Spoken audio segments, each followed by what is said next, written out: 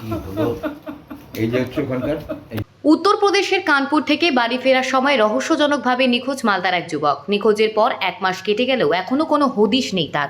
স্বভাবতই ছেলের চিন্তায়, চরম দুশ্চিন্তায় শুধু চোখের জল ফেলে চলেছে নিখোঁজ যুবকের বাবা মা। জানা গেছে নিখোঁজ যুবকের নাম ইন্দ্রনীল ঝা, বয়স 28 বছর, বাড়ি মালদার মানিকচক থানার ধরমপুর এলাকায়।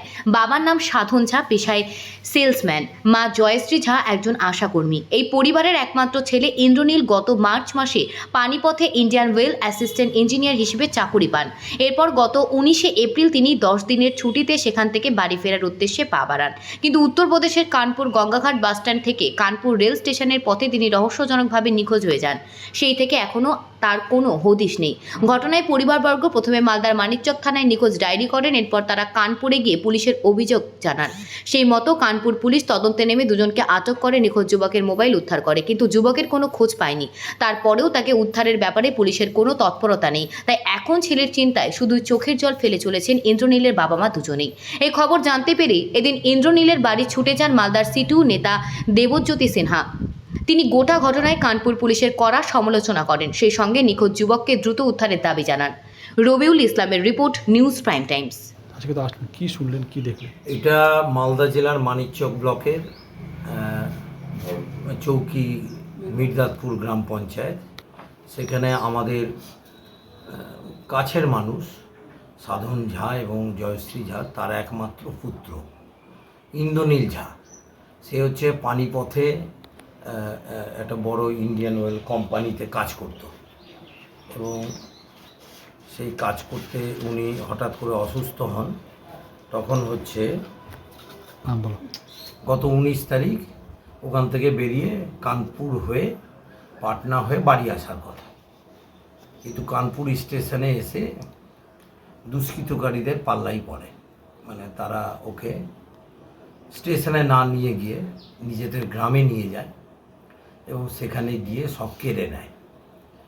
এটা জানা যায় কি করে, যখন ওই ব্যাংক অপারেট করে ওরা টাকা পয়সা নিয়ে নেয়, তখন তার মা এবং তার বাবা তারা হচ্ছে যে এই বিষয়গুলো যখন থানায় বলে, এমনকি তারা যখন পাচ্ছে না, 1 মাসের ঘটনা, তখন কানপুরে যায় এবং কানপুর পুলিশ দুষ্কৃতকারীদের ধরেছে। ধরে আবার মোবাইলটা কিন্তু তার বাবাকে হ্যান্ডওভার করেছে। কিন্তু 1 মাস হয়ে গেল, ইন্দ্রনীল ঝার কোনো খবর নাই। তাহলে একটা ব্রাইট ছেলে, বিটেক পাস ছেলে, সম্ভাবনাময় ছেলে, সেই ছেলেটা আজকে হচ্ছে ওই কানপুরে যেখানে হচ্ছে গঙ্গাঘাট থানা, সেই থানা থেকে খুঁজে পাওয়া যাচ্ছে না এবং বাড়িও ফিরে আসেনি, ফোনও করেনি, বা কেউ দুষ্কৃতকারী কেউ ফোন করবে সেটাও কিন্তু করেনি। ফলে এটা খুবই উদ্বেগ, তার পরিবারের সাথে আমরাও উদ্বেগে আছি। সবটা শুনে আমার যেটা মনে হয়েছে, একটা দায় আমাদের এই রাজ্য পুলিশ, রাজ্য, তারা তো সিআইডিতেও গেছে, রাজ্য প্রশাসনের একটা দায়িত্ব আছে। আফটার অল সে তো নাগরিক আমার বাংলার। তাহলে বাংলার একটা জলজান্ত ছেলে, ব্রাইট ছেলে, সেই ছেলেটাকে কানপুর থেকে খুঁজে পাওয়া যাচ্ছে না। তাহলে এই দায়িত্ব প্রশাসন এবং সরকারের নেওয়া উচিত। বলছি এই অসহযোগিতাটা বুঝতে পারছে। মানিকচক থানায় যেহেতু ডায়েরি করেছে, কানপুর থানা ওই মোবাইলটা উদ্ধার করে দিয়ে আর ওই 2জন দুষ্কৃতকারীকে ধরে দিয়ে ওনাদের দায়টাকে ঘাট থেকে নামিয়ে ফেলতে চাইছে। কিন্তু আসল কথা তো হলো যে ছেলেটাকে উদ্ধার করা। ইন্দ্রনীল ঝাকে খুঁজে পেতে হবে, যে যাতে তার পরিবার ফিরে পায়।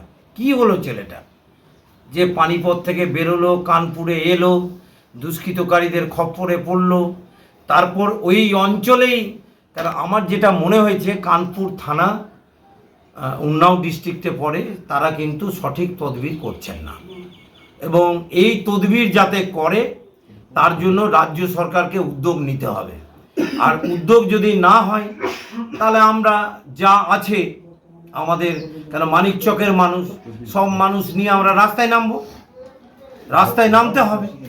আমরা ডিএম, এসপি, মন্ত্রী লেভেলে সবাইকে কথাবার্তা বলে গোটা বিষয়টা, আমাদেরও সিআই2 নেতৃত্বদের জানিয়েছি, দিল্লিতে নেতৃত্বদের জানিয়েছি। নির্বাচন আছে ঠিক আছে, কিন্তু নির্বাচনে যদি কোনো অঘটন ঘটে তা তার কি বলছে বিকল্প ব্যবস্থা নাই? প্রশাসন কি এরকম হবে? অবিলম্বে মানে 10-12 দিনের মধ্যে ছেলেটাকে কিন্তু খুঁজে বার করতে হবে। এইটা প্রশাসনিক স্তরে দ্রুত পদক্ষেপ চায়।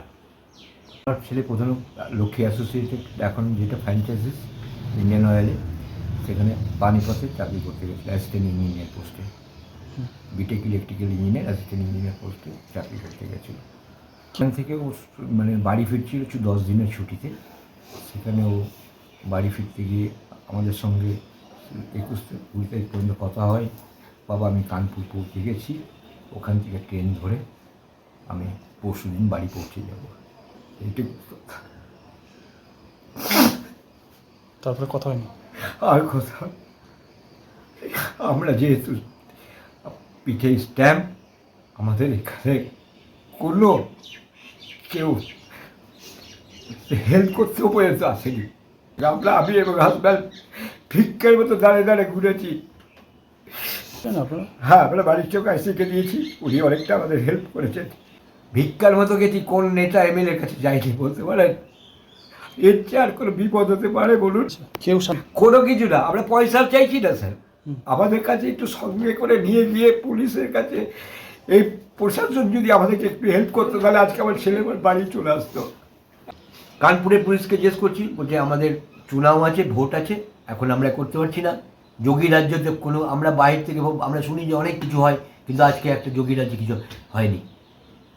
আজকে তাহলে আমাকে 18 দিন ওখানে পড়ে থাকতে হতো না টাকার জন্য, টাকার নিজের খরচ। আজকে আমি আর একটাই মাত্র সম্বল, কি নিয়ে বাঁচবো বলুন তো? লালবাজার শেরিফ করেছি, ওনাদের কারো রেফারেন্সে আমরা গেছিলাম, উনি যথেষ্ট আমাদেরকে সহযোগিতা করেছেন। এবার আমি আশা করছি যে আমার ছেলে আসবে, একমাত্র মায়ের আশীর্বাদ, আমরা কারো ক্ষতি করি না। 1 মাস 2 দিন কোনো খোঁজ নেই না। দেখুন, আমার ছেলে এখনো সুস্থ আছে। খারাপ হলে পরে এতক্ষণ খবর পেয়ে যেতাম, কিডন্যাপ হলে পরে পেয়ে যেতাম, কিন্তু তদারকির জন্য আমার ছেলেকে আমরা যোগাযোগ করতে পারছি না। আমরা এখনই রাস্তা চেয়ে আছি, খবর পাই আমরা সৈন্যর মতো আমরা বেরিয়ে যাবো। এটাই আবর্ধন, কারো কাছে আমাদের দুঃখ নেই, অভিমান নেই। আমার সন্তানকে আমি যেন ফিরে, আর কিচ্ছু আমার মান অভিমানের পালা নেই। আমার শুধু আমার সন্তান যেন আমার ঘরে ফিরে আসে, স্যার, একটাই সন্তান। খুব কষ্ট করে ছেলেকে পড়াশোনা করিয়েছি, লোন দিয়ে নিয়ে ফতুর হয়ে গেলাম স্যার, ভিখারি হয়ে গেছি আজকে আমরা। শুক্রবার 19 তারিখ রাত্রে, শুক্রবার ছিল সেদিন, 19 এপ্রিল। সেদিন বললো মা, আমি বললো যে আমি বাসে উঠে গেছি। তারপর বললো যে কেন এত তাড়াতাড়ি উঠে গেলি? বললো মা আমি উঠে গেলাম, যে 10 দিনের ছুটি, তো 10 দিনের ছুটি নিয়ে তো ছুটি মিস হয়ে যাবে, তো 10 দিনই থাকবো। তারপরে এলো, কানপুর পর্যন্ত পৌঁছেছে। কানপুর থেকে রাত থেকে আমি প্রায় 23 বার ফোন করেছি। ফোনে সবটা যতবার রিং করেছি ততবার উত্তর দিয়েছে। ফোনে এসে বললো কানপুর পৌঁছো। তার আগে বলছে আমি কানপুর পৌঁছো, আমি রেল স্টেশনে যাবো, ট্রেনের টিকিট বলে ট্রেনেই চলে যাবো। তারপরে তার যোগাযোগ নাই। শনিবার রাত থেকে আমার সঙ্গে আর 5:30 পৌনে 6টায় শনিবার 21 তারিখে বললো, 20 তারিখে, তারপর থেকে আর যোগাযোগ নাই। খোঁজখবর নিয়ে কিছু না, খোঁজখবর নিয়ে দেখলাম যে আর তো কোনো ফোনে নাই। আমার দেওর বোধহয় ফোন করেছিল, নয়ন ঝা মালদাকোটের উকিল আছে, তো ও ফোন করেছিল যে তুই কোথায়? তো বললো আমি কানপুর পৌঁছে গেছি। তো ও বললো যে রেল স্টেশনে চলে যা, তো টিকিট কেটে নিবি। ওই সেই অনুযায়ী ওই স্টেশনেই যাচ্ছিল। গোলু নামে এক রিক্সাওয়ালার, ওই টোটোওয়ালার, টোটোতে সেই গোলু নামক ছেলেটা ওই স্টেশনে না নিয়ে গিয়ে ওকে শুক্লাগঞ্জ থানা, যেখানে ওর বাড়ি, গোলু আর রোহিত বলে, রোহিতের অ্যাকাউন্টে, ওর মায়ের অ্যাকাউন্টে টাকা ট্রানজ্যাকশন হয়েছে, গীতা দেবীর অ্যাকাউন্টে। আর গোলু ছিল টোটোওয়ালা। গোলু ওই মোবাইলটা নিয়ে ওকে কিছু হয়তো খাইয়েছে না কি করেছে জানি না, সেটা তো মানে ও কিছু হয়েছিল সেটা তো বুঝতে পারছি না, আমরা কিছু সেটা জানি না। কিন্তু ওরা যে দুজন মানে জড়িত সেটা জানা গেল বা ধরা পড়েছে। বললাম আমরা টাকার লোভে, আমার বোনের বিয়ে ছিল বলে আমরা টাকাটা নিয়ে নিয়েছি, আর মোবাইল ছিনতাই করে মোবাইলটা পরে বললাম 1 মাস 3 দিন হলো আজকে। গত মানে এপ্রিল মাসের 21 তারিখে হয়েছিল, 21 তারিখে। এখন পর্যন্ত কোনো খোঁজ নেই? না, এখন পর্যন্ত কোনো খোঁজ নাই। আসলেন? পুলিশের দ্বারস্থ হয়েছিলাম, মানিকচকে যেহেতু জিডি করা হয়েছে, কিন্তু কানপুরের পুলিশ কিছুই কোনো গুরুত্বই দিল না। কারণ যে ওদেরকে ছেড়ে দিল, ওদের কানপুরের পুলিশ যদি একটু গুরুত্ব দিত তাহলে এটা বোধহয় তাড়াতাড়ি কাজটা হয়ে যেত। তারা ভোট ভাট এটা নিয়ে ব্যস্ত থাকলো, কিন্তু আমার ছেলে থাকলো না। আমি মনে করেছি এটা যদি না হয় তো আমি যোগী মহারাজের কাছে ডাইরেক্ট পৌঁছাবো। আমার ছেলে যদি ভালো চলে এলো তো চলে এলো, না তো আমি ডাইরেক্ট যোগী মহারাজের কাছে যাবো। সবচেয়ে বড় জিনিস কি করছে যে পুলিশগুলো কোনো কাজ করলো না, আমার ছেলেকে খুঁজে বাইর করার ব্যাপারে কোনো রকম গুরুত্ব দেখালো না। বয়স 28 বছর। ইন্ডিয়ান অয়েলে ফ্র্যাঞ্চাইজিতে ওটাতে ছিল ও, হ্যাঁ, অ্যাসিস্ট্যান্ট ইঞ্জিনিয়ার এতে ছিল পোস্টে। আমি তো মায়ের আসলে আমাদের বাড়িতে মন্দির আছে, মনসা মন্দির, সেই মায়ের আসলে আঁচল পেতে বসে আছি ছেলের অপেক্ষায়। যদি আমার ছেলে ফিরে এলো তো ফিরে এলো, যদি না আসে আমি সেই যোগী মহারাজের কাছে যাবো যে আপনার কি করে দেশ শাসন করছেন, যে একটা পুলিশ কিচ্ছু করছে না, দুটো ছেলেকে ধরা পড়লো, আমার ছেলের মোবাইল ধরা পড়লো, তাহলে কি আপনি দেশ শাসন করছেন মুখ্যমন্ত্রী হয়ে?